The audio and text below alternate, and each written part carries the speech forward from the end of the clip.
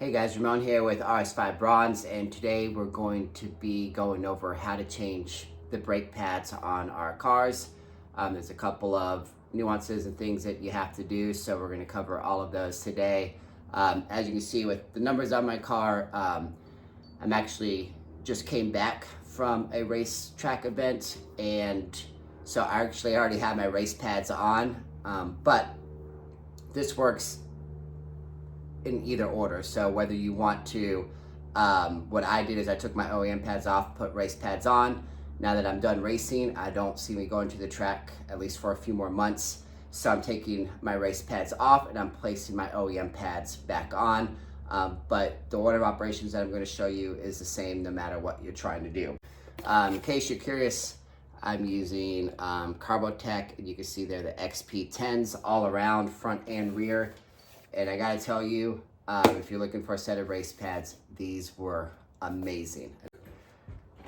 As you can see, my car is already jacked up and the tires are off. So if you would like, you can watch my video that I have on how to do all of that safely. So we're just gonna skip ahead and get straight to the good stuff on how to do this job. All right guys, I'm gonna go real quick kind of what you're going to need to do this project. Definitely a pair of gloves. You're going to need a 17 millimeter as well as your lock key. In order to remove the tires, of course, you're going to need a jack. It could be a floor jack, or I have the quick jack system as well, of course, to get the wheels off the ground. You're going to need a wrench. You're going to need a 21 millimeter socket. Sorry, you can't even see that. For the front calipers, and a 13 for the rear. Can't see that either. Some brake clean, shop rag. Anytime you use brake clean, definitely need some goggles that I have here. These are, I think it came with a kit with that, but some caliper holders, you will need two. I will show you why. For this particular setup, all the other calipers I've done on other brake jobs, you just need one. This I got for my other cars, but it actually worked amazing for the rears, and I'll show you how I did that. But this is just something to compress the rear brake pads. This will not work for the front. For the front, you're going to need a brake pad spreader. Got this off Amazon, that at AutoZone. However, neither one of them will work, but if that's what you have, I had to get this last minute, like at night. I will show you how to make that work, but ideally, you want to buy something like this on Amazon, but that comes with a small one and a longer one, because we have 6-piston calipers, and these are really only made for 4-piston calipers. But I will show you a workaround using the Duralast. I don't want to make this dirty because I'm returning it, and I hate when I receive products that are used from Amazon, so that's not what I want to do. But this I know will work because I used it already, and so I will show you how to make that work. If you are going to use the Duralast, you will also need a 19 millimeter wrench in order to make that work, and I will show you all of that later. The other very, very important thing, in order to do the rears, you cannot do it without an OBD11. There may be other ways to disconnect the electronic parking brake. This is the only way I know, so this is the only one I'm going to speak on. Do your research if you have something else or know of another way to disconnect your electronic parking brake.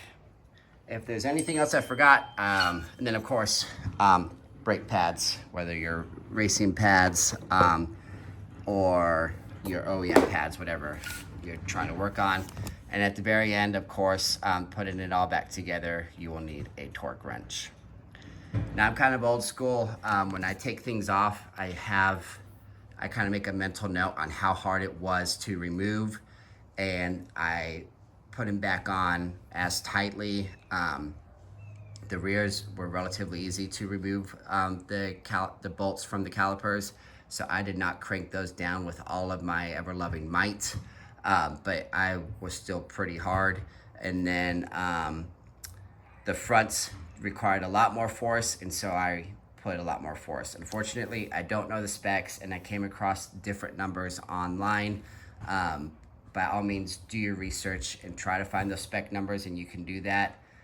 I had no problems on the racetrack doing it just by hand and by feel, and it held up just fine. So that's what I'm going to continue to do, but I would highly recommend getting the torque specs and torque them down to torque spec if you can. Okay guys, so here we are on the front, and I want to show you real quick on these racing pads here. It's kind of hard to see, but your brake wear sensor does not fit. So I just placed it back here and lightly zip tied it. As you can see, there's still plenty of movement. I did not crank down on this, so everything could still move. But if you're putting race pads on, this is something you can do if it doesn't have a place to place your sensor. I got no codes or warnings or anything about this, but I'm going to show you how to remove it and how to install it when I place my OEM ones back. You have one on the front driver's side and on the rear passenger side. I did the same thing. So I just lightly placed it. You can see everything can move here. I didn't want any tension anywhere. I didn't want to cause any kinks anywhere. And I will say, for whatever reason, the metal part here came off. So I just kept it off to the side. It's just a metal clip that clips onto there.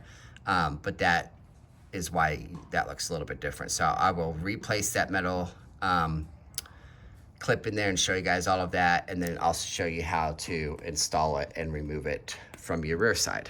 So I'm only going to be showing you the front driver's side and the rear passenger side because the other sides are all the same, and those are the only ones that have those wires that are any different. Okay, first things first. One, I already forgot to throw a tool that you needed to add in there, and that was just some flathead screwdrivers, and I'm going to show you why right now. So before you do anything, we need to talk about the setup here. So our RSs have hard lines that are tied in versus a lot of like other cars just have these soft brake lines that go all the way to your calipers, but we have hard lines. The downside with that is it's very, very easy to bend these. Okay, they are not very strong, they're very fragile. So you have to be careful. So I'm going to do my best to show you how these run. So they come out of the caliper. Down here, you can see where my finger is. They make this loop, and then right here there's a clip, a connection, and then they attach to the soft rubber here, soft hose, and then they go up to another clip where they then tee back into the hard. This is of course to allow for being able to turn your wheel. Now they do make 034 Motorsports makes stainless steel brake lines. I'm pretty sure what they do is they get rid of this hard line here, and it replaces it from this connection all the way to here. Should make it a lot easier and a lot less likely to bend or break these. However, I'm going to show you how to do it without needing those. Okay. We all know filming this stuff sucks, especially trying to do it one hand, but I'm going to do my best. So I have a flathead screwdriver here, and you can see right there, there's this little slot. So all I'm doing is sticking the screwdriver in there, and I'm going to just twist it back and forth.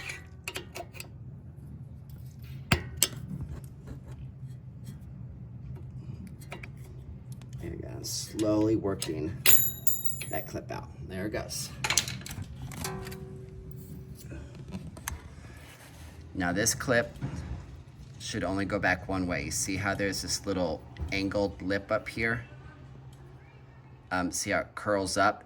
That curled up is what you see. It also helps. It's another place that you can put your screwdriver. And I'll talk about this when we're putting it all back together, but that needs to be facing up. So set this off to the side. You do not want to lose this. Okay, so this took me a little bit to figure out, but the way that this works is it stops, it's moving in this direction, so towards you. So I can't pull this out towards me. I also, while it's in this position here, and you can see a little slot, that's where that clip goes in between this black part and the hard brake line. There's this little notch there, and that's where that clip slides into. So right now, if I tried to pull this out of this black clip, I wouldn't be able to. And you can see I'm pushing on it, it's not budging. Okay, that's all by design. So what I need to do is push it in towards the soft brake line.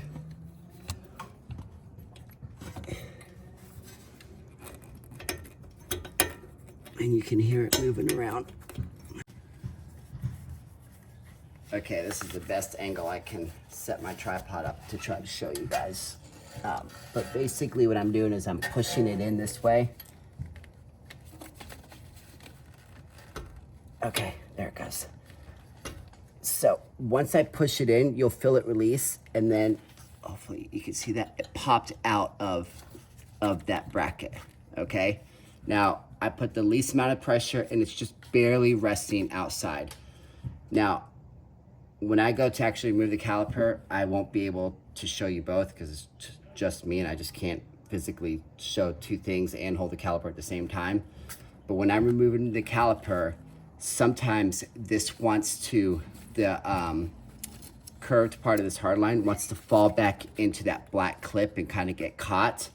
So definitely when you remove the caliper to hang it up, make sure that you're paying attention to this line as you're moving things around so that it doesn't get caught in there, and you just slowly move things. No pressure is really needed at all. You do not want to bend this. It's extremely easy to bend. So it is doable. I've done it. I'm going to do it again, but always keep an eye back here around this clip, and I'll try to talk about that later. I just won't be able to show you guys later. Hopefully you could see. All right, so now we're gonna go under the car and I'll show you how to remove the caliper. All right, so we're back at the front driver's side. I'm gonna go underneath the car here and show you what we're looking at. So let's get a wide view. All right, so this is what we see here, and what we want to do to remove the entire caliper assembly is remove these two bolts. Now these are both 21 millimeter, and so that's what I'm going to work on right now. All right, guys, I highly recommend wearing some gloves while doing any sort of brake work job. I'm going to try to record this without being in the way, but no promises.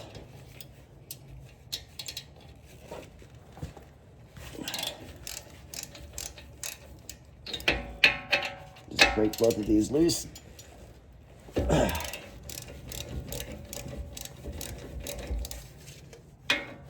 And then honestly, if from here, you can pretty much do it by hand. I like to take the socket off and use the socket instead of twisting it by hand. It just goes easier. I'm not going to record the rest of this at this point, just remove these. First thing I did is went ahead and set up my double brake caliper hooks, and I like to go ahead and get them ready and hanging, and I go through the extra step of making sure that the hook is facing me versus facing away. Hopefully that makes sense. So right now is a good time, I guess, to talk about your sensor. There's of course one, hopefully this will be the last tool that I forgot. This is a cheap pick from Harbor Freight. And your sensor is going to be mounted back here. And all you do is you just take the pick and you just very carefully lift up on it. And wiggle it out and it should just pop straight out. So very easy to do with this metal pick. Unfortunately, I can't show you, but I will try to do it again when I'm putting the new pads on. I'll show you how to put them on and take them off. But just so you know, before you move any further, you will have to. So make sure you watch the whole video so you watch me actually do this part. I just stick it off to the side now, but please make sure you remove this before you remove the caliper or you'll be in a world of hurt. Okay, so went into the car, broke those 2 caliper bolts loose. I'm loosening them up by hand now, and I have one hand underneath ready because this thing is going to come off, and we do not want to bend or damage these hard brake lines back here. Like I said before, I'm keeping an eye back here that brake line doesn't want, the curved part doesn't want to fall back into that hook. In fact, put my headlamp on because it's a little dark back there. All right, now you guys get to see my headlamp. All right, so I'm just loosening up these caliper bolts by hand. That's what they look like. I did the top one first. There's no rhyme or reason. You can do either one first. Okay, so I have both caliper bolts off. And now what I'm gonna do is just wiggle the caliper off, and I'm always checking back here while I'm doing this. And I can tell you right now that's already hooked around there. So I'm just,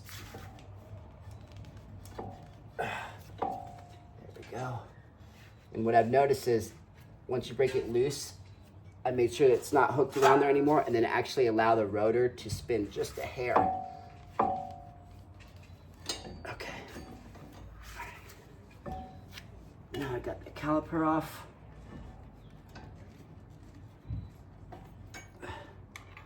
Take my hook. It was right here, ready to go. And I hook it in through that top. I know you can't really see, but through that top caliper bolt right there, and then hang it in to here. Now the reason you need 2 is because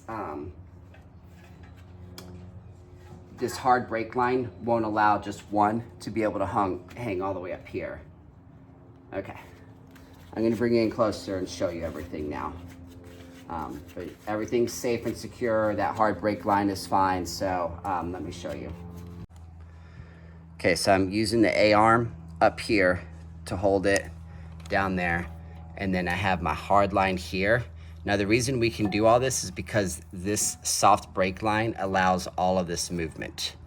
And you can see there's no bend, everything is perfectly fine and safe. And it just works. Now we have our pads. Still got plenty of meat on those pads. They held up really well considering how hot my rotors got. But let's go ahead and remove those.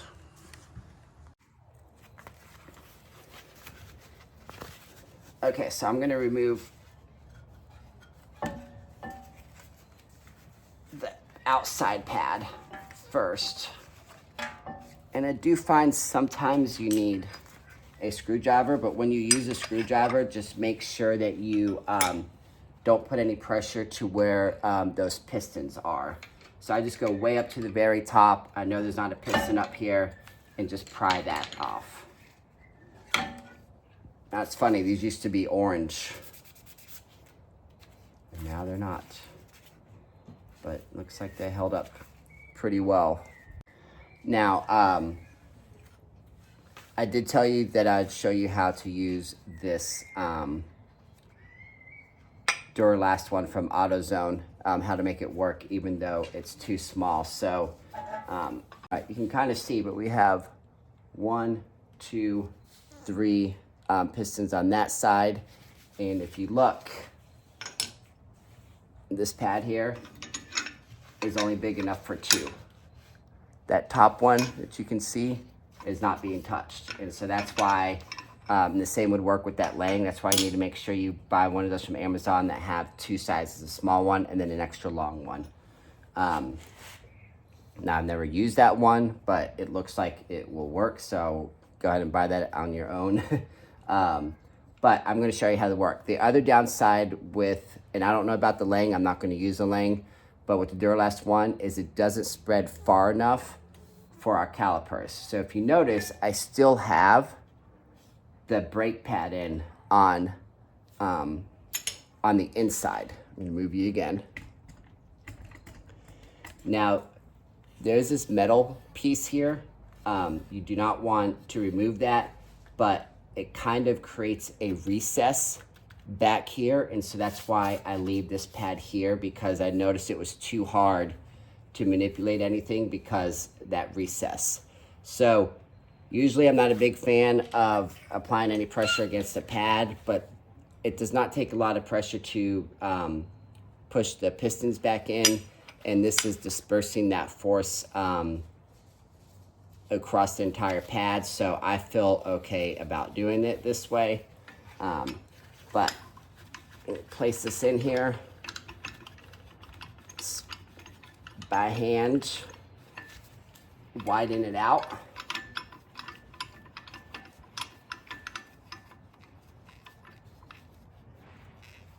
Get it nice and tight up against those two pistons. I'm choosing to do the two bottom ones now. There's no particular order.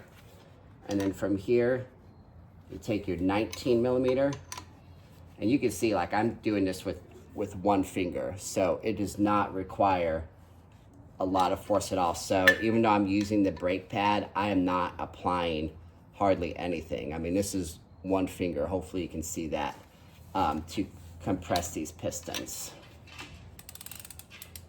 So I'm just going to continue to do this until those pistons are completely compressed. It does not take long.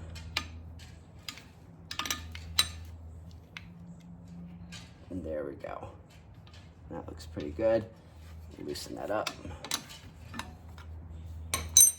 From here I can go by hands, and I'm going to do the same thing. Right now I'm collapsing it until I can place it on the top, and then I'm going to spread it apart by hand here and tighten this again in order to do the top. So you can make this work, but it would be nice just to do this in one motion and to not have to have the old brake pad in. Now if you're replacing your brake pads, this doesn't matter, but I'm reusing my race pads from my next race day. Loosen that up, take them out, you're good to go. Okay, so now we're going to remove the inner brake pad. Same thing. I'm going to place a screwdriver in way up at the top so I'm not touching any pads. And pull that out. Okay.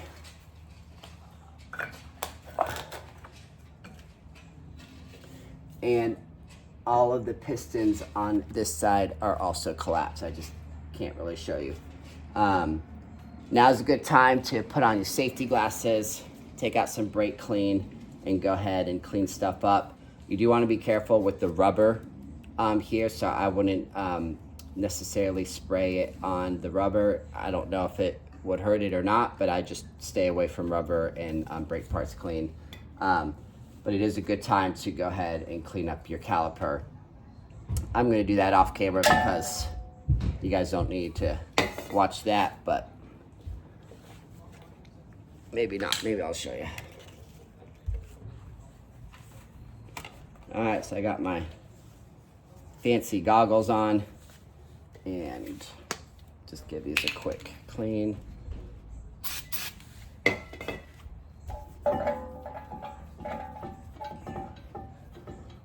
I'm not going to go too crazy because we all know that OEM pads only have one purpose in life, and that's to create brake dust. So I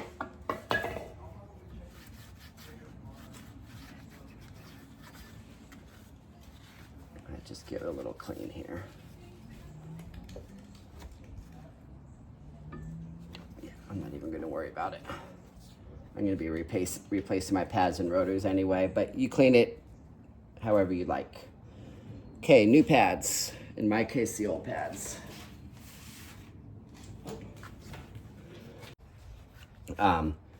And you'll notice on the OEM pads, there's an arrow pointing up. So it kind of makes it easier because they can really kind of only go in one way. Unfortunately, you don't have the same thing when it comes to aftermarket pads. So I took some time and looked at how the pads were oriented and designed when I put these all, when I took them apart so that I could place the new ones in. Both OEM pads have a notch here for your brake sensor to go into. You can see it on both pads. Even though you only have one sensor and it only goes into the back one or the inside one, you still, both pads have them. So just wanted to go ahead and point that out as well. And whereas these don't have it, and it kind of looks like it would have a notch there, but it's not the same. And if you notice, it just doesn't work. So this actually has, like, it's recessed on the inside. This does not have that. So you can see how the pad itself is a completely different design where the pad dips down right there, and that allows for that sensor. This, you don't have that option. So that's why I had to zip tie it away, but just something to keep in mind. Last and most important part is these little tabs. You notice this one kind of comes to a point, whereas the bottom one is more rounded. That came in handy when it came time to choose this, or on which way to orient my race pads. And so, same thing, the top came to a point, and the bottom down here was rounded. So, I know that these have to be pointing up, and that the more pointy side also needs to be on top. And I did that with my race pads. For these, I don't have to think because it already tells me. So same thing, I like to place the bottom in first and then the top. It's just personal preference. Don't touch any of these metal springs back here. Nothing needs to be touched. If you feel like those need to be replaced, I'm sure you can order those. I am not replacing mine. Some of you may have something to say about that, but I'm just happy with the way things are right now. And like I said, these are brand new, about, let's see, 2 to 3 months old. So they were replaced by Audi, so I'm going to assume that Audi also replaced those springs in the back. Place the bottom one, apply some pressure towards the rear of the caliper, and then work these in there. Sometimes it can be a pain and you have to take them out and redo them, so.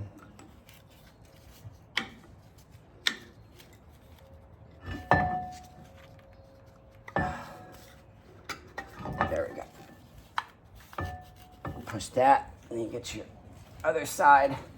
Same thing, arrow up, notch or pointy part up, flat part at the bottom, or rounded part at the bottom. I like to do the bottom first.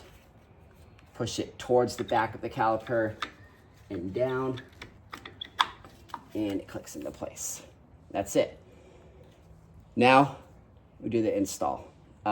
Same thing, I won't be able to show you this, but I am always keeping an eye on the hard brake line as I feed it back in between this space back here, and that it doesn't get caught on anything, especially that little clip that it will eventually go back into.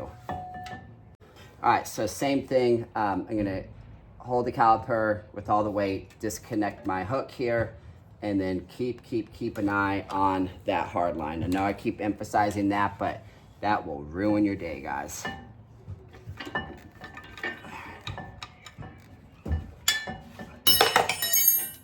both of those out of the way.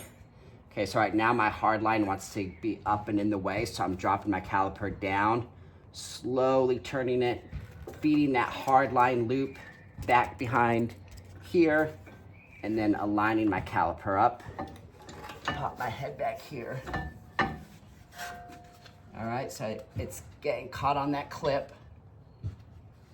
So I'm just slowly moving it away from that clip. I'm not applying any force on it. Okay. All right. Hard line still looks good. And I'm gonna grab my bolt. Slide. Screw it back in back here by hand.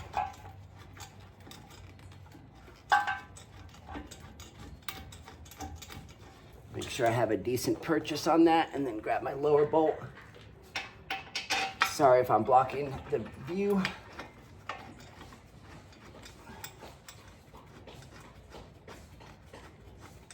All right. Done. So let us place this clip in the back, and then I will talk about the sensor, installing it and uninstalling it, and then of course reinstalling it because I need it. But that way you will see how to use this pick to do that for those of you that are replacing your pads with OEM pads. Once again, it's a hard angle, but I'm gonna do my best to not block the view. So right now, you can see it's off to the side. So what I need to do is place this into the clip, and I'm on the caliper side or towards the back of the car. So right now that silver piece is behind this clip. And so what I need to do is push this behind the clip, and it will kind of naturally want to go forward. So behind the clip, and then it naturally kind of wants to push forward in between there. Okay, does that make sense, hopefully? But I have to pull it in behind it, and then it will automatically want to go forward towards the front of the car into that clip. And I want to make sure it's all the way through. We talked about this clip already, but you want that curved side facing up, facing towards you. And you are going to, see if I can do this without blocking you guys too much. Push that in there. Okay, and I can't do that by hand. It's a really hard spring, so I just take a screwdriver. There we go. Nice and tight in there, and you could hear that click, so you know it's in there and it's not going anywhere. Solid. Okay guys, so let's talk about this brake sensor cable. So it starts here. You can see it gets routed inside of this cap for your bleeder needle for when you bleed your brakes. And then there's a little notch here in your caliper. So it goes in that notch. There's another notch down here that's in there. And then, this is gonna be the hard part to film, but let me take it out of there. Hopefully you guys can see, but right there is the notch that I showed you on the caliper. That's a good view right there. Make sure that your metal is inside of it. And you'll notice on this sensor, towards the top where my thumb is thick, and down here at the finger, it's really thin. Right on that caliper, the thin part needs to go on the inside, or I guess looking from the video, on the right side. And the thicker part will go towards where the meat of the caliper is. So let me see if I can. So this is the orientation. Thick part towards the meat of the caliper. And then I'm just going to stick it in there, and you should hear it click. Well, it didn't really click, but it's nice and tight in there. And then stick that wire and pinch it off in there. And all this wire has flexibility to move around. Now to remove this, you can pull that out. You can try to do it by hand, but I didn't want to damage anything, so I took my little Harbor Freight pick and I just went right here and just lightly wiggled my way up. Just a little bit here, a little bit from the top. And then once I got it kind of loose, then I found that I was able to do it by hand. But especially, you know, if you're getting one from the factory, it's pretty tight in there. So just make sure that you use something and don't just pull on the wire, because you don't want to have the wire break on you. All right, so once again, thin side in, thicker side towards the outside or towards the meat of the rotor. And just push that in. Sorry. Oh, there you go. You heard that click. Push it in as far down as you can. And then pinch that cable up in there. And that's it. So that's how you handle that sensor. It's going to be pretty close to the same on the rear, but we're going to do that next. Okay, so I just went ahead and tightened the caliper bolts behind by hand.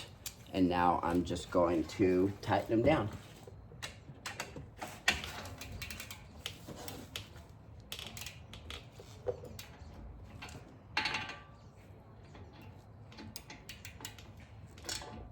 And I'm not going to change the view, but I'm going to actually go from underneath, because I found that I have better leverage when I go underneath.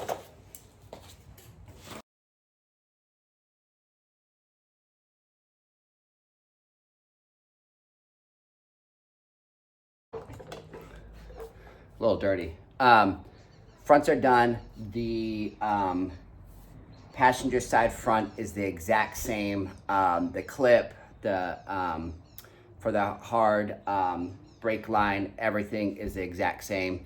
The only difference is you don't have that brake sensor wire that you have to worry about, which just makes it easy. So I'm not going to show you how to do that. Everything is the same.